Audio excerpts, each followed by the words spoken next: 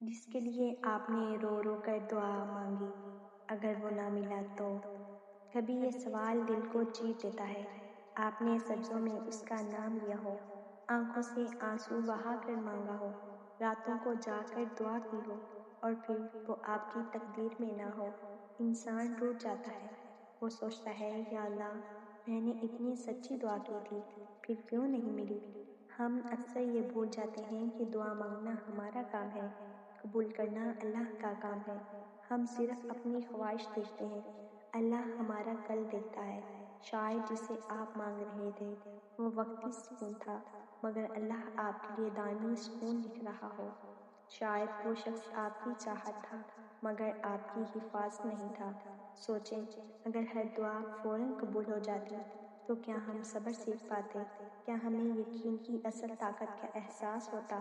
بعض اوقات اللہ آپ کو وہ نہیں دیتا جو آپ مانگتے ہیں، بلکہ وہ دیتا ہے جو آپ کے لیے بہتر ہوتا ہے۔ اور سچ مانیے، کبھی کبھی نہ ملنا بھی رحمت ہوتا ہے۔ آپ آج رو رہے ہو، مگر کل شکر ادا کر رہے ہوں گے۔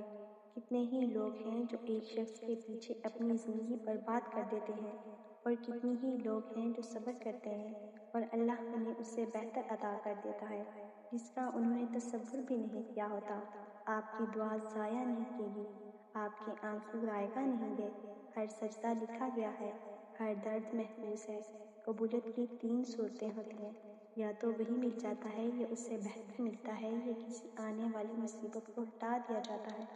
تو اگر وہ نہ ملا جس کے لیے آپ نے رو رو کر دعا کی تھی، تو یقین کریں اللہ نے آپ کو بچا لیا۔ ہو سکتا ہے جسے آپ اپنی خوشی سمجھ رہے تھے وہ آپ کا امتحان ہوتا، اور جسے آپ کا کھونا سمجھ رہے ہیں وہ اصل میں آپ کی حفاظت ہو۔ اللہ کبھی کسی سچے دل کو خالی نہیں لٹاتا، بس وہ اس کی جھولی میں وہی ڈالتا ہے جو اس کے حق میں بہتر ہو۔ تو اگر آج دل بھاری ہے تو شکوہ نہ کریں، بس اتنا کہیں، یا اللہ، مجھے وہ عطا کر جو میرے لیے بہتر ہو، چاہے وہ میری خواہش کے خلاف ہی کیوں نہ ہو۔ پلیز جاتے جاتے سبسکرائب ضرور کریں۔